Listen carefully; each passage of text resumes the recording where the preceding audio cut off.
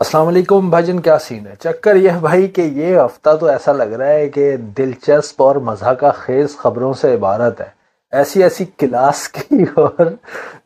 یعنی میں کیا بتاؤں یار، ایسی تو ہم نے ڈراموں میں جگتیں نہیں سنی ہے جس لیول کی پاکستان میں آج کل خبریں چل رہی ہے۔ شیخ رشید صاحب کا اعلامیہ جاری ہوا کہ انہیں گرفتار کیا جا رہا ہے، پولیس ان کے لیے چھاپے مار رہی ہے، تو شیخ صاحب نے بڑے ٹپیکل سلطان رائی سٹائل میں فرمایا کہ ہتھکڑیاں میرا زیور ہے، جیل میرا سسرال ہے، اور پھر اس کے بعد دوسرے تیسرے دن ہی وہ پولیس والے کی چھاتی پہ سر رکھ کے روتے ہوئے نظر آئے اور بیل کراتے ہوئے نظر آئے۔ اچھا یہ بھی دلچسپ بات ہے کہ جس وقت انہوں نے زرداری صاحب پہ الزام لگایا عمران خان کو قتل کروانے کا، تو اس وقت یعنی جب وہ الزام یہ لگا رہے تھے عمران خان کے گھر کے باہر زمان پارک میں، تو اس وقت تو بڑی جسے کہہ لیں کہ دلیری سے اور بہادری جرت مندی سے جو ہے وہ زرداری صاحب کا نام لے رہے تھے۔ جیسے ہی وہ اس کے جج کے سامنے پیش ہوئے، عدالت میں پیش ہوئے، تو وہاں جا کے ان کی جو ہے وہ اگین وائبریشن پہ لگ گئے، کہتے میں نے کچھ نہیں کیا، اور عمران خان نے کہا عمران خان کو جا کے پکڑو۔ ادھر عمران خان جو جھیل بھرو تحریر یار، یہ لوگ مطلب کبھی آئینہ بھی دیکھتے ہیں یہ، یا بس ان کے گھر میں کوئی آئینہ نہیں ہے بلکہ شیشہ ہی ہے، اور کوئی ایک خادم ہے جو ان کے بال شال بنا کے چلا آتا ہے۔ خان صاحب فرمان ہے کہ اب میں جیل بھرو تحریک چلاؤں گا۔ ابے جیل بھرو تحریک، ضمانتیں لے کے تو یار تم گھر پہ بیٹھے ہوئے ہو، کہتے ہو میں جیل بھرو تحریک چلاؤں گا، مطلب کوئی بات ہے یہ کرنے والی؟ خان صاحب کی زندگی جو ہے نا، وہ جب پہلے کوئی مجھے کہتا تھا کہ خان صاحب کی فلسفی یہ ہے کہ میں جو کچھ بھی کہوں گا نا اس پہ عمل نہیں کروں گا، تو میں سمجھتا تھا کہ لوگ ان کا مذاق اڑاتے ہیں، لیکن حقیقت میں جب سے خان صاحب کو ایک نیشنل لیول کے اوپر دیکھا ہے، ہر وہ بات جو خان صاحب نے کی ہے، خان صاحب نے وہ کام نہیں کیا۔ اب آپ یہ جیل بھرو تحریک کو ہی دیکھ لیں نا، کہتے ہیں جی ان قریب میں جیل بھرو تحریک کا اعلان کروں گا، اور ضمانتیں کروا کے بیٹھے ہوئے ہیں مطلب اپنے گھر کے اندر۔ بھائی جیل بھرو تحریک آپ نے چلانی ہے تو آپ پہلے اپنے بھانجے کو اریسٹ کروائیں نا، وہ جو وکیل صاحب ہیں، وہ جو یہ ہارٹ ڈیزیز کا جو ہسپتال ہے اس کے اوپر حملہ کرتے ہوئے فائر کرتے ہوئے نظر آئے تھے، پھر آپ کی حکومت نے ان کے خلاف پرچہ وڈرا کر کے ان کے یعنی ان کو بری کروا دیا تھا، اس کو تو بیل بھی نہیں لینی پڑی تھی جہاں تک ہماری معلومات ہیں، ہو سکتا ہے غلط ہو، اگر کوئی تصحیح فرما دے تو بڑی نوازش ہوگی۔ اسی طریقے سے اگر آپ نے جیل بھرو تحریک چلانی ہے تو شاہ محمود قریشی کو اندر کروائے نا، یہ فواد چودھری کو کس لیے ضمانت پر رہا کروایا؟ فواد چودھری کو بھی کہیں بھائی اندر ہی رہ، تو جیل بھرو تحریک چلانی ہے۔ ادھر شہباز گل کی ضمانت ہوئی ہے، شہباز گل کو کہیں، وہ شہباز گل وکھرا روتا پھر رہا ہے، وہ کہہ رہا ہے کہ جی یہ سارا جو ہے وہ مڈل کلاس اور اپر کلاس کا چکر، اس نے کوئی ٹویٹ کیا ہے مکانہ قسم کی کہ یہ آپ جو میرا قصور صرف اتنا تھا کہ میں مڈل کلاس تھا۔ بندہ پوچھے کون سا مڈل کلاس ہے بھائی پاکستان میں، جس کا اسلام آباد کی سراؤنڈنگ کے اندر فارم ہاؤس ہے، جو مطلب پاکستانی پیسوں کے اندر لاکھوں کروڑوں روپے کی تنخواہیں آج بھی لے رہا ہے، اور جو سرکار پاکستان سے وہ راتب لیتا رہا ہے وہ الگ ہے۔ تو اس قسم کی بھائی جان مزیدار خبریں جو ہے نا وہ مسلسل پاکستان میں گھوم رہی ہیں۔ ادھر آئی ایم ایف نے آنکھیں دکھانی شروع کر دی ہے، جب یہ اسحاق ڈار صاحب کو لے کے آ رہے تھے یہی پی ڈی ایم گورنمنٹ، تو ہمارے مسلم لیگ نون کے ساتھی کہتے تھے کہ وہ دیکھنا ذرا شہباز شریف آ جائے، بس پھر دیکھنا۔ شہباز شریف آ گیا، لو جی پھر لوگوں نے ہمیں بتایا کہ اور نہیں یہ مفتہ اسماعیل اصل میں یہ بہت بڑا مفتہ ہے، تمہیں نہیں پتا ہے، یہ ان کا آدمی ہے۔ آپ کو پتہ ہے نا پاکستان مشرقی تہذیب کے اندر عورتیں اپنے مرد کا نام نہیں لیتی، تو ان سے پتہ نہیں وہ شاید اپنے مرد کی بات کر رہے ہوں گے۔ تو پھر جب اسحاق کہتے تھے کہ اسحاق ڈار آئے گا نا پھر دیکھنا کیا اوئے ہوئے ہوئے ہوئے ایسے ایسے ایسے ایسے لے کے آئے گا ڈالر کو نیچے۔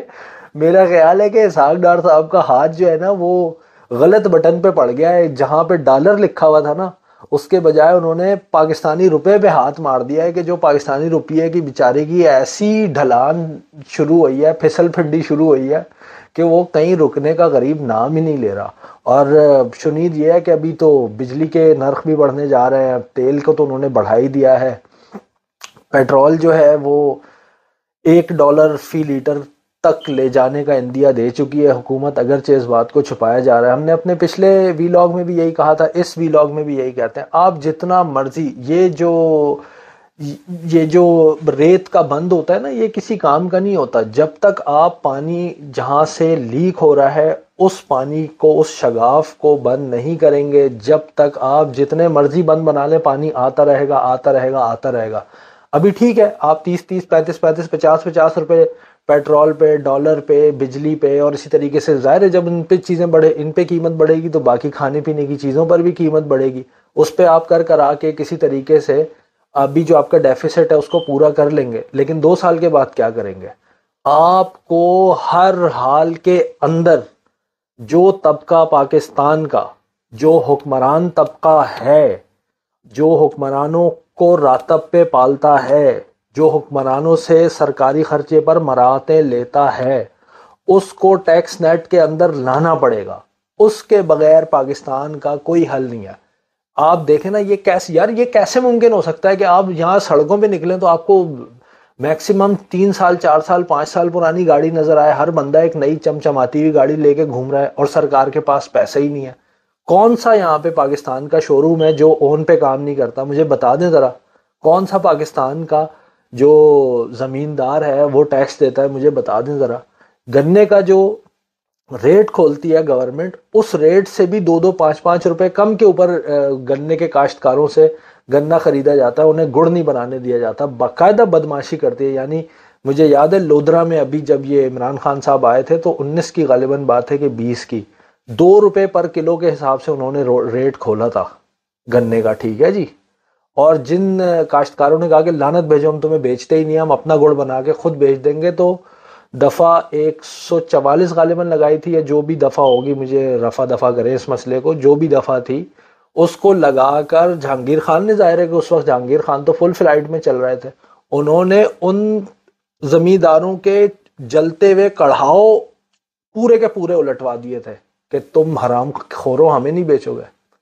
یہ ملک بنا دیا آپ نے پاکستان کو۔ جہانگیر ترین کون ہے ذرا پڑھ لیجئے گا، اس کی تھوڑی سی تاریخ پڑھ لیجئے گا، کس کا بھانجا کس کا بھتیجا ہے، کس کے دم پہ ساری بدماشی کرتا ہے، کس کے دم پہ وہ اڑتا ہوا یہاں تک پہنچا ہے۔ ایک عام سا پروفیسر تھا، آج پاکستان کا شوگر میگنیٹ بنا بیٹھا ہے۔ پاکستان کو شوگر کی اتنی چینی کی ضرورت ہے، بس دنیا میں تو بھائی چینی آپ جتنی بھی اگا لیں آپ کیوبن ریٹ کو کمپیٹ نہیں کر سکتے۔ پاکستان میں ان زمینوں کے اوپر آپ کو اپنی فصلیں کاشت کرنی چاہیے، دال کی کاشتکاری ہونی چاہیے، پاکستان میں کپاس کی کاشت ہونی چاہیے، پیور کاٹن کی جو یہ والی شرٹ ہے نا، پیور کاٹن کی جو ایسی شرٹ ہوتی ہے اس کی قیمت میں اور پولیسٹر کی قیمت میں آرام سے 100% سے زیادہ کا ہی فرق ہوتا ہے، کم کا نہیں ہوتا جی سر۔ اور ہم کیا اگاتے ہیں؟ گنا، اور کیا بناتے ہیں؟ اس کی چینی، اور اس چینی کا کیا کرتے ہیں؟ وہ ہے نا کہاوت کہ گھی کہاں گیا کھچڑی میں، کھچڑی کہاں گئی پیاروں کے پیٹ میں۔ جو چینی بناتے ہیں خود ہی کھا چاٹ جاتے ہیں۔ آم کی حالت یہ، فروٹ، آپ نے زراعت کو ہماری کہنے کو ہم ایگریرین سوسائٹی، ایگریکلچرل کنٹری ہے، قائد اعظم نے ہمیں کہا تھا کہ ہماری جو بیسس جو ہے وہ ایگریکلچر ہوگا، ٹھیک ہے، پاکستان کی جو اکنامک بیس ہے، اور اس کے اوپر ہم، ظاہر سی بات ہے کہ جب ہم کسان کو کوئی فیسیلیٹیٹ، آپ یورپ کو چھوڑیں جی، آپ ترکی کے کسان کو جا کے دیکھیں، آپ حیران رہ جائیں گے کہ ان کا لائف سٹائل کیسا ہوتا ہے۔ کم از کم پاکستانیوں سے بہت بہتر ہوتا ہے، بہت زیادہ بہتر ہوتا ہے۔ ان کو گورنمنٹ ہر ایک چیز کے اندر فیسیلیٹیٹ کرتی ہے ان کو، یعنی جتنا بھی رقبہ انہیں چاہیے ہو جس کو کہ وہ کاشتکاری کے لیے استعمال کر رہے ہوں، گورنمنٹ ان کو دیتی ہے، ان کو بیج سستے داموں دیتی ہے، ان کو بجلی پہ سبسڈی دی جاتی ہے، ہر چیز کے اوپر۔ پاکستان میں الٹا ہی حساب ہے۔ پاکستان میں سیلاب آتا ہے تو جو اثر رسوخ رکھنے والے لوگ ہیں وہ اپنا ایک قلعہ بچانے کے لیے اگلوں کی ہزاروں ایکڑ جو ہے وہ زمین، یعنی گاؤں اور برادری کے لوگوں کی، اس کے اوپر پانی چھوڑوا دیتے ہیں، بند توڑوا دیتے ہیں۔ اور یہ ہر سال ہوتا ہے، یعنی یہ پچھلے سال ہوا تھا نا، ابھی وہ آئے تھے جب سیلاب، ابھی یہ اگلے سال بھی ہوگا، اگلے سال پھر میں یہی ویڈیو ریکارڈ کرا رہا ہوں گا۔ 2022 میں ہو گیا، 2023 میں ہوگا، پھر 24 میں ہوگا، پھر 25 میں ہوگا۔ پھر جب انتخابات ہوں گے تو عوام کہے گی جیے بھٹو رج کے لٹو۔ یہ بھائی عوام کو سوچنا چاہیے کہ کس نسل کے لوگوں کو وہ ووٹ دے کے پاکستان میں اقتدار کے ایوان میں پہنچاتے ہیں اور پھر اس کے بعد 5 سال روتے ہوئے گزار دیتے ہیں۔ پاکستان میں کیا عمران خان ہو، کیا زرداری ہو، کیا نواز شریف ہو، یہ سب کے سب جو پہلا آتا ہے وہ پچھلے والے سے ورسٹ آتا ہے۔ آئی ہیٹ ٹو سے دس، شاید میں نے یہ بات پہلے بھی کبھی کی بھی، پاکستان میں صرف ایک حکومت ریسنٹ پاس کے پچھلے 20 سالوں کے اندر صرف ایک حکومت ایسی آئی ہے جس نے اپنے 5 سالوں کے اندر بجلی کے نرخ بھی کم کیے، اس نے ملک کا جی ڈی پی بھی بڑھایا اور ٹیکس ریونیو بھی بڑھایا، اور یہ کام ہوا تھا پاکستان میں 2013 سے 2018 کی گورنمنٹ تک۔ آپ دنیا کے کسی ادارے کی اعداد و شمار کی ویب سائٹ اٹھا کے دیکھ لیں، آپ کو نظر آ جائے گا۔ اسی دور کے اندر پاکستان آئی ایم ایف میں گیا، سکسیسفلی پروگرام پورا کیا اور پیسے سارے پڑتا ہے واپس کیا اگلوں کے، اور ملک کے اندر انویسٹمنٹ بھی لے کے آئے، سی پیک پہ کام بحال کیا۔ ابھی منصور علی خان نے نہیں، غالباً اعزاز سید نے اپنے پروگرام میں ایک مخبری کیا دی، بس انہوں نے خبر دی کہ میری کہیں کسی نجی محفل میں زرداری صاحب سے ملاقات ہوئی، تو میں نے زرداری صاحب سے پوچھا کہ زرداری صاحب یہ سی پیک پر کام بند ہو گیا ہے، کروا دیا تھا عمران خان کی حکومت میں، تو اب آپ لوگ آئے ہیں تو اس کو واپس کام شروع کروائیں، کچھ کریں اس کا ایسا۔ تو زرداری صاحب کا جواب تھا کہ بھائی یہ بہت مشکل کام ہے، یعنی جو اقتدار میں انہوں نے بھی ہاتھ اٹھا لیا کہ بھائی ہمارے بس کی بات نہیں ہے، تو بھائی یہ پھر ہے کس کے بس کی بات؟ اس ملک کو ٹھیک کون کرے گا، چلائے گا کون؟ عوام ان لوگوں کو تو ووٹ دیتی نہیں ہے جن میں اہلیت ہے، جو شرافت اور دیانت کا پیکر ہے۔ کیوں عوام ایسے لوگوں کو ووٹ نہیں دیتی جو باقاعدہ طور پہ جو حضرت علی کے اس قول کے مطابق زندگی بسر کرتے ہیں کہ جب حضرت علی کرم اللہ وجہ کریم کے ہاتھ پہ بیعت ہوئی تو وہ کوفے کی مسجد میں داخل ہو رہے تھے اور انہوں نے کوفے کی مسجد کے منبر پہ کھڑا ہو کے یہ خطبہ دیا۔ غالباً بیعت ان کے ہاتھ پہ تو مدینے میں ہوئی تھی، پھر اس کے بعد وہ اپنا جو مرکز سیاست تھا وہ کوفہ لے گئے تھے، اور کوفے کی منبر پہ کھڑے ہو کے انہوں نے کہا کہ اے لوگو، تم نے مجھے داخل ہوتے ہوئے دیکھا ہے اس شہر کے اندر ایک خچر اور ایک لباس کرتے کے ساتھ، اگر جس وقت میں رخصت ہو رہا ہوں اس سے زیادہ ہو تو میرا ہاتھ روک لینا، یعنی ہاتھ سے مجھے روک لینا اور سوال کرنا کہ کیا تھا۔ ایسے لوگ اسی پاکستان میں ہیں نا، یہی سراج الحق صاحب ہے نا، آپ جا کے اس کا گھر دیکھیں، ان کے پاس تو بندہ، یعنی بعض وقت تو کچھ لوگ تو ایسے بھی ہمیں ملے ہیں جو کہتے ہیں یار ہم تو ہمارے علاقے کے، لیکن ہم جاتے نہیں ہیں کہ خواہ مخواہ انہیں چائے پانی کی تکلیف ہوگی، سادہ سے آدمی ہے یہ بالکل۔ مشتاق خان صاحب ہیں، حافظ نعیم ہے، مولانا ہدایت الرحمان ہے، لیکن آپ کبھی انہیں ووٹ نہیں دیں گے، آپ ووٹ اگلے الیکشن میں بھی نہیں دیں گے جن سے آپ نے ابھی انجیکشن لگوایا، ڈز کھائی ہے، پھر 5 سال روئیں گے، پھر اگلا الیکشن آئے گا، پھر اسی کے اندر آپ زرداری، عمران اور یہ سلسلہ یوں ہی چلتا رہے گا۔ کیوں؟ کیونکہ آپ کو جمہوریت پہ اعتماد نہیں ہے، اعتبار نہیں ہے، آپ کی جمہوریت کے لیے ٹریننگ ہی نہیں ہوئی بھی۔ جمہوریت کیا ہے، جمہوریت کو سمجھانے کی ہم اپنے طور پہ کوشش کریں گے انشاءاللہ تعالی اگلی ویڈیو میں۔ یہ ویڈیو آپ نے دیکھی، پسند آئے تو ضرور لائک شیئر سبسکرائب کر دیجئے گا۔ اگلی ویڈیو تک کے لیے اللہ نگہبان۔